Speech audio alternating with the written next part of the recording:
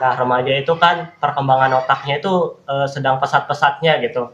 Masih ingin mencari tahu lebih banyak, pokoknya otaknya itu ingin mencari tahu gitu. Iya, benar Nah, Kak. jika seorang remaja gitu memakai narkoba, nah dan menyerang otak bagian depan kita ini atau prefrontal cortex ini, itu akan sangat berbahaya. Karena gini, karena remaja itu lagi di masa pubertas, jadinya Betul.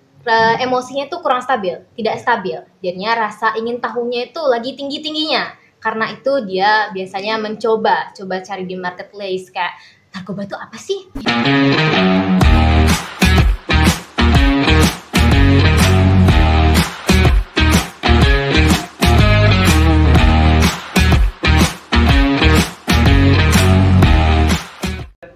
Assalamualaikum warahmatullahi wabarakatuh. Hai Sobat Semala, gimana kabar kalian hari ini? Semoga kalian sehat dan bahagia terus ya. Bersama saya, Astri Amaya, senang sekali bisa menyapa sahabat Semala di episode podcast kali ini. Nah, hari ini kita akan ngobrol-ngobrol dan membahas tentang salah satu hal yang sangat penting buat generasi muda kayak kita nih Sobat. Kita akan membahas tentang narkoba di kalangan remaja. Tentunya, aku nggak sendiri karena sudah ada di sini kakak-kakak dari PIKR yang akan ngobrol-ngobrol bareng kita. Halo kakak-kakak. Halo semuanya. Perkenalkan, nama aku Diniel Febriani dan kalian bisa panggil aku Lia. Di sini aku menjabat sebagai Ketua PIKR atau Pusat Informasi dan Konseling Remaja dan juga sebagai Duta Anti Narkoba. Assalamualaikum warahmatullahi wabarakatuh. Halo semuanya, perkenalkan nama saya Abdul Gani, biasa dipanggil Gani, dan saat ini saya menjabat sebagai anggota aktif dalam PIKR Sehat Semala Hebat. Halo Kak Lia dan Kak Gani. Halo. Hai. Berarti kakak-kakak ini dari PIKR ya Kak? Iya, betul sekali. Oke, mungkin karena Sobat Semala di luar sana juga ada yang sudah familiar, tapi ada juga yang masih agak jarang mendengar gitu ya, yang namanya PIKR. Boleh nggak sih Kak dijelasin dulu PIKR itu apa? Nah, jadi PIKR itu adalah singkatan dari Pusat Informasi dan Konseling Remaja. Nah, di PIKR ini kita mendapat banyak sekali benefit, mulai dari perencanaan hidup remaja ke depannya, kemudian kesehatan reproduksi remaja, dan lain-lain. Intinya di PIKR ini sebagai pusat informasi bagi remaja-remaja seperti kita ini.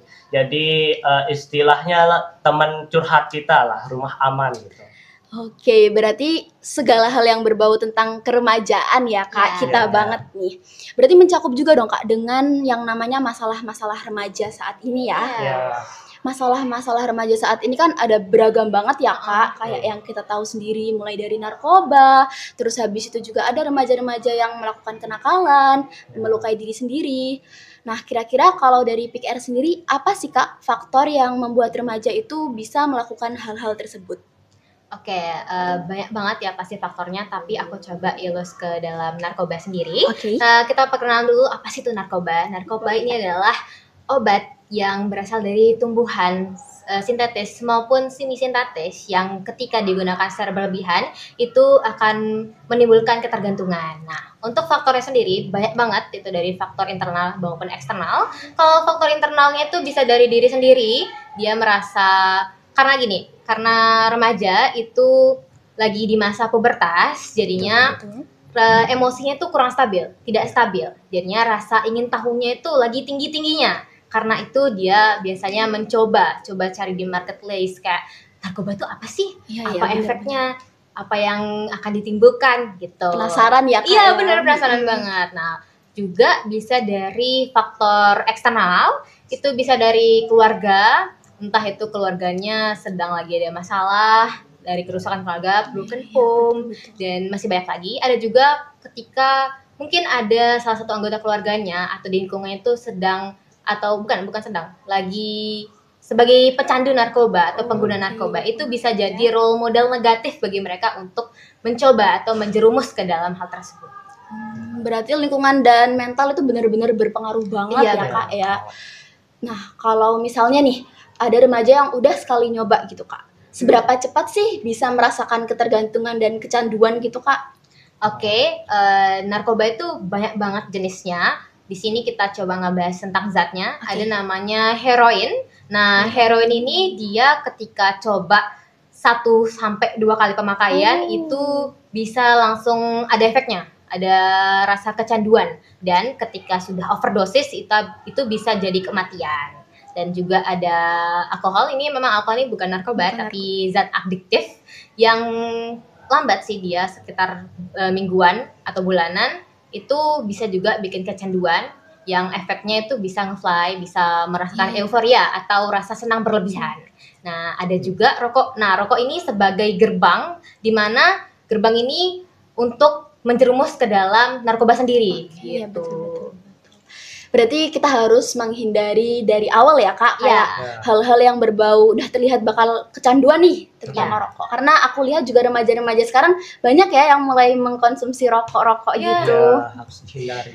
Iya, benar-benar. Nah, terus Kak, kalau misalnya sudah mengkonsumsi terus sudah kecanduan, dampaknya itu bakal berbeda nggak Kak antara konsumsi di remaja dan konsumsi di orang dewasa? Nah, baik Atsri, mungkin itu bakal berbeda banget ya bagi remaja sama dewasa. Mungkin kita akan lihat dari remaja terlebih dahulu. Nah, remaja itu kan perkembangan otaknya itu sedang pesat-pesatnya gitu.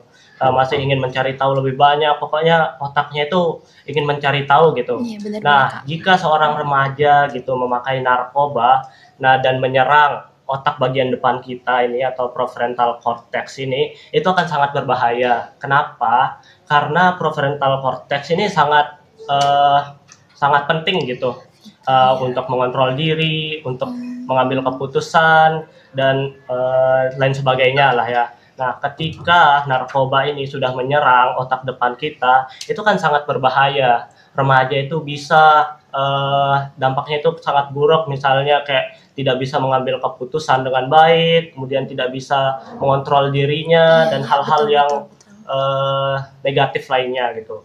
Nah, kalau untuk orang dewasa ya bisa dibilang itu tidak terlalu menyerang otaknya. Kenapa? Karena kan otak orang dewasa itu kan memorinya sudah banyak gitu ya.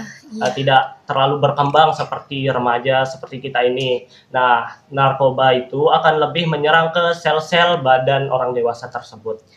Gitu. Ya, jadi menurut saya itu lebih berbahaya penggunaan narkoba bagi remaja. Remaja. Aku boleh menambahkan? Boleh, silakan Nah, Kak. buat dari remaja dan juga dewasa pastinya beda, karena dari remaja sendiri yang sudah tadi Gani kasih tahu Iya. bahwa remaja ini masih dalam masa pubertas yang dimana emosionalnya itu belum stabil. Nah, untuk dalam segi ketergantungan, remaja pasti lebih ketergantungan karena tadi emosinya belum stabil, dia bakal lebih ke melakukan tawuran, terus juga ada perkelahian, ada percintaan dan masih banyak lagi. Tetapi kalau bagian dewasa, dia lebih ke kriminalitas, ada tanggung jawab di keluarga dan juga pekerjaan. Ya. Dan dampak sosialnya sendiri itu buat remaja bisa jadi putus sekolah, dia merasa kurang percaya diri juga. Kalau dari dewasa dia kehilangan pekerjaan, jadi dia juga merasa tidak percaya diri. Bukan berarti keduanya ini tidak buruk ya, bukan berarti ini baik, tapi ini sangat buruk gitu. Dua-duanya berdampak ya Kak. Iya, Cuman kalau yang di remaja nih masa udah jelek dari dini gitu kan. Jadi kita harus bisa bantu mencegah gitu. Tapi apa sih Kak kira-kira upaya yang efektif buat mencegah generasi-generasi muda ini mengkonsumsi narkoba? Bisa dari, kalau kita hanya menceramahi saja mungkin mereka merasa bahwa menggurui. Jadi mereka tidak mau mendengar gitu. Karena hanya soal ceramah itu menurut aku tidak efektif. Jadi lebih baik itu kita coba ke dalam media sosial, itu bisa dari komik, video pendek, dan bukan hanya sekedar ngasih tahu bahwa kalau kamu itu coba untuk mengonsumsi narkoba, itu kamu bisa mati di umur segini-segini, bisa dapat penyakit kronis di umur segini-segini. Itu pasti mereka tidak ingin mendengar karena masih lama. Iya, kan? benar. Mereka menganggap kayak apa sih masih apa sih lama udah gitu. udah coba aja dulu karena saya masih butuh nih sama narkoba ini gitu. Itu coba dikasih tahu pelan-pelan. Itu dampaknya itu banyak banget gitu. Bukan cuman karena dapat penyakit kronis aja, bisa dari kesehatan mentalnya juga ada. Kalau dalam penampilan itu penurunan percaya diri, penurunan penampilan, bisa juga dalam kulitnya kusam, juga ada bibirnya tuh menghitam, juga matanya merah, terus matanya berair, dan masih banyak lagi. Tapi kalau di bagian untuk perilaku, itu di bagian mental, biasanya mereka merasakan malas, kurangnya kepercayaan diri, dan juga mereka merasa emosinya tuh naik turun. Jadi mudah tersinggung, mudah marah gitu. Sekali disenggol Emosional langsung ya, gitu. Kak. Ya.